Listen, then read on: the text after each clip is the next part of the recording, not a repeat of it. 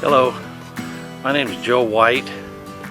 This is my 1960 KW Cabover.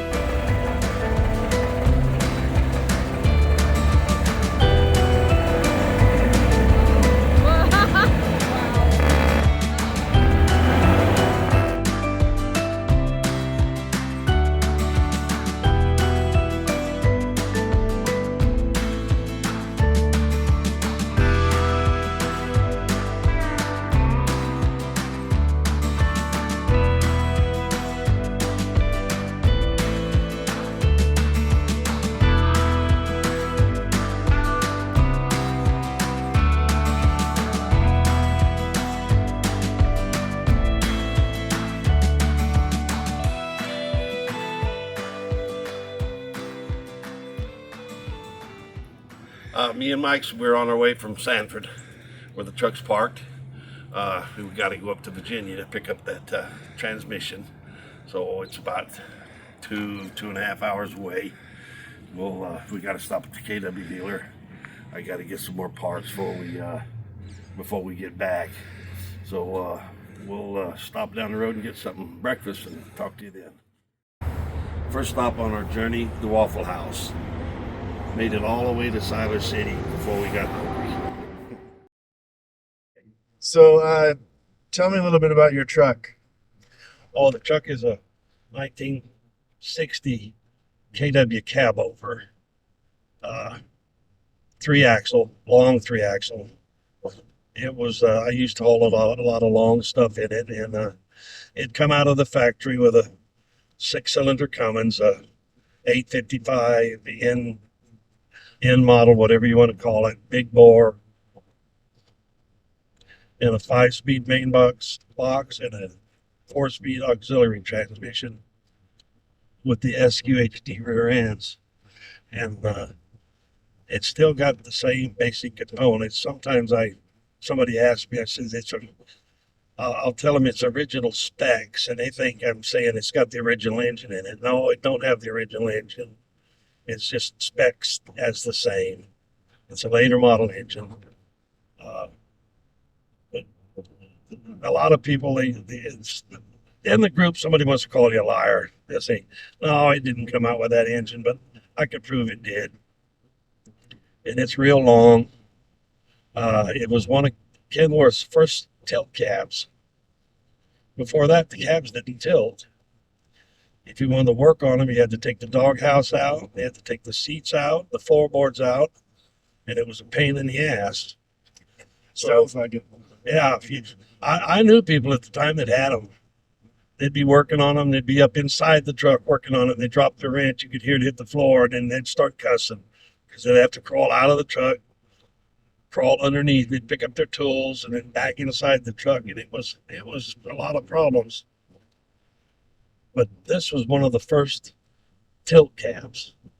And it kind of sounds funny to say now, but that was one of our requirements when we was looking for a used truck, to make sure the cab tilted on it, because there was still a lot of them around in 1970 for sale and on the road that the cabs did not tilt. Well, people got rid of them pretty quick because of the hassle it was. And they all ended up in a junkyard somewhere because nobody wanted them. Nobody wanted nothing like that. I learned to drive in 1960s model trucks. I got my driver's license in a 52 GMC in 1967. And I drove my dad's trucks. When I got my license, I was 16, and you couldn't drive for hire until you was 18 years old. But at least I got my license, and I drove for a few people around there. I drove my dad's trucks. I was still going to school. And when I got out of school at 18, we bought a 56 Mag, me and my dad. And he was working for a company hauling within California. And I worked with him for a few months. And it was just a few months after that, I started running into Washington State. And I run mostly California, Oregon, Nevada, quite a few years. And I only drove that truck for about 14 months, and I wrecked it. 1970. That's when I bought that KW. And I always run that in the western states. Uh, we couldn't run those long trucks back on the East Coast because of the length law. The East Coast had a 55-foot overall length law. Our trucks were 60 foot, so we couldn't drive them back here. But we would run them. We run into Wyoming and Montana and Idaho and Texas. In the summertime, we'd haul within California and Oregon, haul produce and lumber and steel. And then in the winter, when that stuff got slow, we'd take a load to Texas and maybe run up to Oklahoma and come back. And so we done that for many years. Then when my dad retired, I started running back east. They dropped the length law. That was in 87. They dropped that length law, so I started running back east, and I was still driving that 60 kW. And so by that time, I'd already had about 3 million miles on it. And I started running coast to coast. I'd done that for another 12 years. Then in 2000, I retired it. Things was getting, all the laws was changing, and things was changing in the trucking industry. And I figured I would just park it for a year or two until I decided to go back into business. I went to work for a guy running around California, and I ended up doing that for 22 years. So, what do you think would have happened if you did get a new truck somewhere along the line? Do you think you would have held on to the? I couldn't tell you. I couldn't tell you, and I had no intentions of hanging on to this one for 54 years. At one time, I'd overhaul the engine and I painted it, and it was looking real good and running good, and the frame cracked on it. If the frame would have cracked before I would have overhaul the engine, I would have junked it right then because I didn't want to have to patch the frame. But after I'd done that much work to it, I could do a little bit more work to it and patch the frame. But it's just hard to say. There's many times I thought, well, I'm done with this. I get home, it's all spring suspension, and it rides real rough. And you get on a lot of rough road, it just beats you to death. So I think when I get home, I'm going to buy another truck, something that rides better, something later model. And I never did. And still got the spring suspension. So when did you start taking your truck to shows? It sat in the backyard. Well, it didn't just sit, but I wasn't using it. And it sat around for a few years. And by that time, California decided that they outlawed that engine, that Cummins engine in there, and they wouldn't let me work it. I couldn't work it commercially. So me and Edward, we took it to a couple of just local shows, and people was really interested in it. For years, people kept telling me, when are you going to get rid of that antique? And I go, this ain't an antique. And so I finally took it to an antique show and realized that it was. But that was about 08, and we licensed it, insured it, and I drove it all over the West Coast of shows. I drove it out here to North Carolina. We've been going to shows on the East Coast here. We drive it everywhere. It's still a running truck. It'll still work if I had to, but it don't have to no more. I remember you had various vehicles on your trailer that you take to shows. What were they? Oh yeah, we had me and Edwin. We had two 1956 Kenworths. They were half cabs. They're pretty rare. Back in the 50s, there was quite a few of them around, but that was a long time ago. And so I found a couple of them over in a mine in Nevada, and we loaded them up and was taking them to the shows so people could see them. We done that for about 7 years, and then when we moved out here, I used that truck to haul all my personal belongings to my new home, so I had to get rid of them. But I sold them to a guy in Los Angeles that was just, he was going to fix them up. He just loved them. He couldn't wait to get his hands on them. But before that, Edwin's boss, he had a 39 mag, and we hauled that around for about 4 or 5 years. Then we took that off to put the half cabs up there. So we've been showing those trucks for wow, 15 years now. And people love them. They like to see it. It's different. People take pictures. They go get their friends. Puts a smile on everybody's face. You put a little kid in there and he could be fussing with his mom. You set him in the truck and he just starts smiling. And grown men too.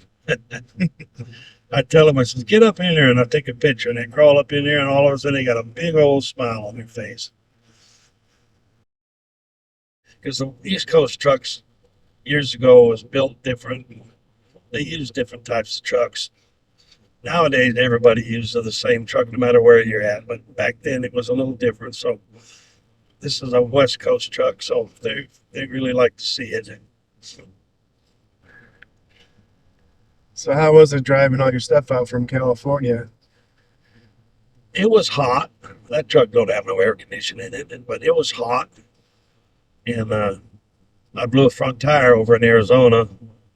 It's running about 70.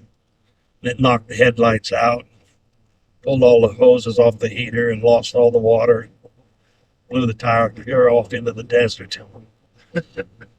So Venus went and found the what was left of the tire and the ring on the wheel.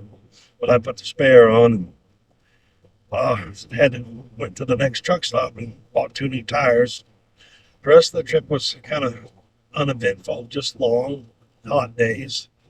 But besides blowing a tire, the truck worked just fine.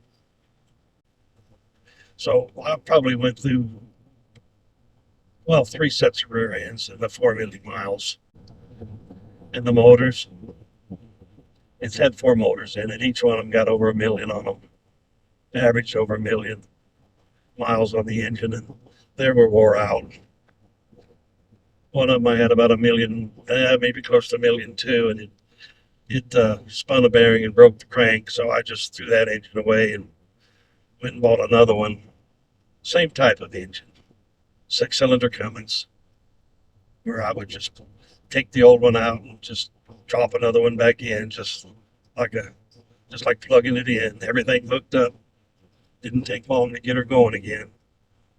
In fact, the transmission now, we was coming from a show at Mount Airy and the overdrive went out of the Brownie. And I just run it home and direct. I could always limp it home and then take it apart and fix it. Still working on it. We're on our way up to Virginia right now to pick up a transmission because I lost the gear in the Brownie. And I can't find no gears around here. That stuff is so old. We're going up to Virginia now to pick up a transmission. If it's not in good shape, then I'm going to have to repair it too. So we'll see what we can do with that. Yeah, this will take us to Fancy Gap. Boy, everybody around here will tell you stories about coming off of Fancy Gap. It's like their ridge route, I think.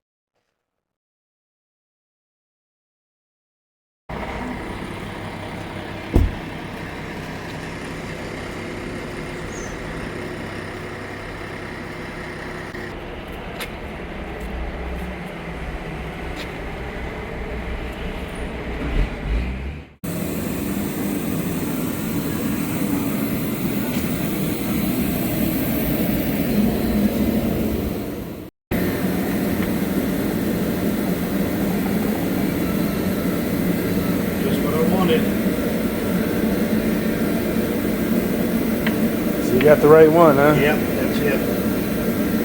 Oh, that's old too. These old flanges. See, this was the emergency brake.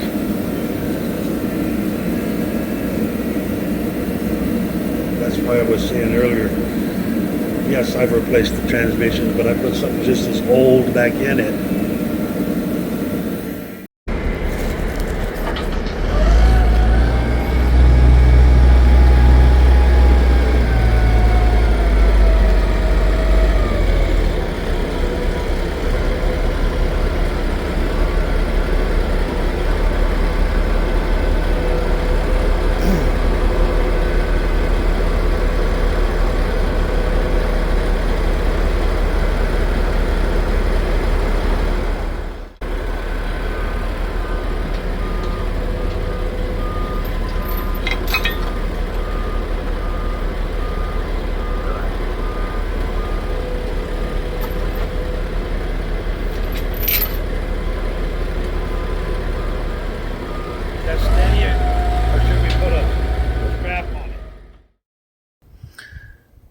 And this transmission, the 3-speed auxiliary, is a Spicer Brown Light.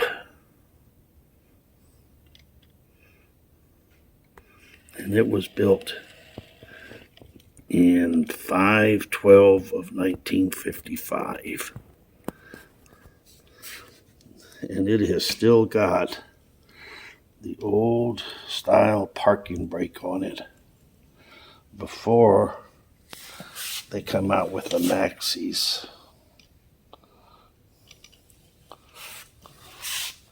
That's just a drum brake on the drive line. So I'm going to open it up and look inside. This is the inside of the 3-speed. This one right here, that goes down to the counter shaft, spins the counter shaft. And this collar here, that just kicks these gears in, because all these gears here run at a different speed. That big one in the back is the low gear, and this one is the high gear. And then when you go through the counter shaft back up to the back one, then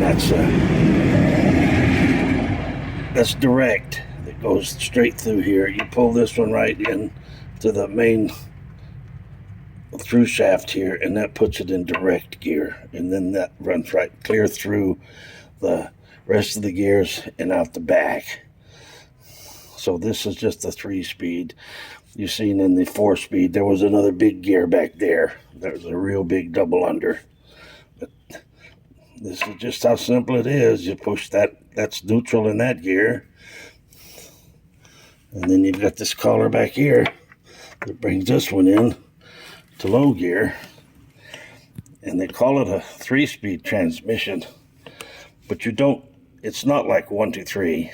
It's actually drive, under, and over. So it's got 3 gears in it, but you don't shift it like a regular 3-speed. And this is old technology back from the late 30s, early 40s. So I'll be putting this 75-year-old transmission into this 65-year-old truck.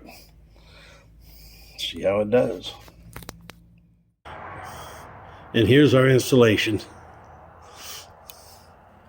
I got a nice shop to do it in today. Whenever I had to do this before, I was out in the dirt somewhere, out behind a truck stop, trying to get away from people. But this is the way I had to do it. When that transmission case split on me down there in Fontana, when I had that load of steel on there, I'd rig up something either on my trailer or on the back of the cab, or a barrel if I could usually find a barrel at a truck stop. And after I've got it repaired, you can see I just hooked this coffin hoist up to it, a chain, and just pull it back into place. And this is the way I had to do it when I busted that case down there in Fontana. And there it is right there.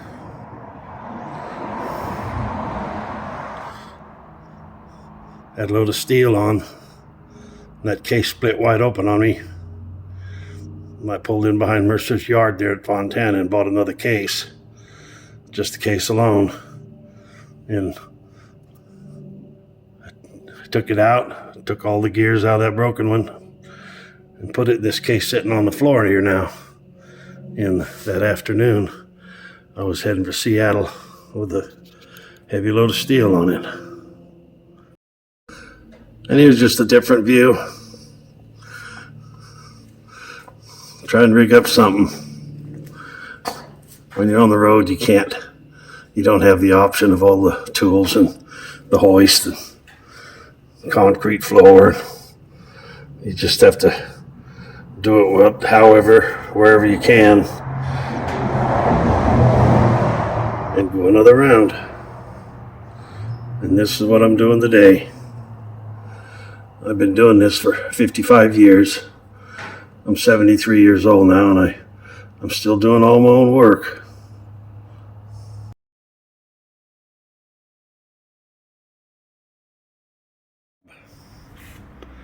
I got my driveline back after I put that transmission in there with that old handbrake on it. The shaft was 3 inches too long, so I had to take the drive shaft out and take it to a shop and shorten it 3 inches. And right there's where they did it. They put it in the lathe, cut the yoke off, cut 3 inches off, and weld it back in. And it don't look like they balanced it, so I guess it was in pretty good shape to begin with. So we'll get that in there, and that'll finish that job. And then we'll take it for a test drive. And then when I get this done, that car covered up over there is a 72 Lincoln Mark IV. I'll pull it out, get it ready for the summer, get it washed up, get it running good. So that's another project in here. So after we get this in here, we'll test it, take it for a test drive.